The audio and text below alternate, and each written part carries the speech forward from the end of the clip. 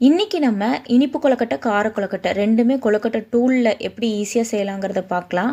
First நம்ம கார கொழுக்கட்டைக்காக ஒரு 4 தக்காளி, 4 வரமிளகா, காஷ்மீரி சில்லி 4 பாதாம், முந்திரி இவங்க எல்லாத்தையும் ஃபஸ்ட்டு குளிப்பாட்டிட்டு இன்னொரு தண்ணியில் நல்லா வேக வச்சு எடுத்துக்கோங்க. அதுக்கப்புறம் பாலாக்கீரை அதையும் வேக வச்சு எடுத்துக்கலாம் தனியாக. அடுத்து மாவு பணியருக்கு தனியாக ஒரு பாத்திரத்தில் தண்ணி, உப்பு, தேங்காய் எண்ணெய் ஊற்றி நல்லா கொதிக்க வச்சு எடுத்துக்கோங்க.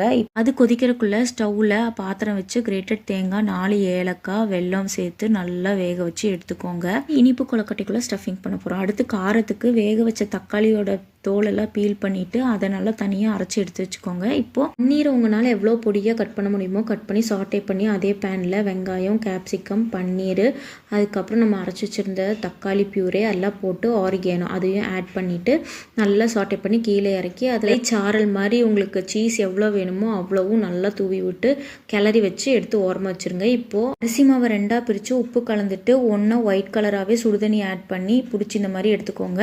இன்னொன்று பாலாக்கீரை நம்ம அரைச்சி வச்சுருந்தோம் இல்லைங்களா, அதை ஆட் பண்ணி க்ரீன் கலரில் இந்த மாதிரி ரெடி பண்ணி எடுத்துக்கோங்க. கொழுக்கட்டை மிஷினில் 2 சைடும் எண்ணெய் தடவி இந்த மாதிரி ப்ரெஸ் பண்ணி ஒரு சைடும் இன்னொரு பக்கம் வச்சு அதில் பூரணத்தை ஆட் பண்ணி அதை ஈஸியாக இந்த மாதிரி பண்ணி எடுத்தீங்கன்னா கொழுக்கட்டை பொடி ரெடி ஆயிருங்க. அதே மாதிரி பாலாக் டஃப்பில் நம்ம பன்னீர் ஸ்டஃபிங் பண்ண போகிறோம்.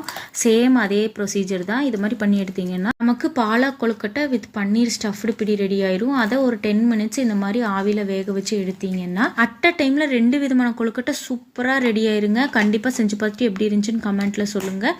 காரமாக இருக்கிற கொழுக்கட்டைக்கு நம்ம அதே தக்காளி பியூரேவே டிப்பாக கொடுத்துருப்போம். கொஞ்சம் லைட்டாக உப்பு மட்டும் சேர்த்துக்கோங்க. நம்ம மறுபடியும் ஒரு புது ரெசிபியோட சந்திக்கலாம். டாடா.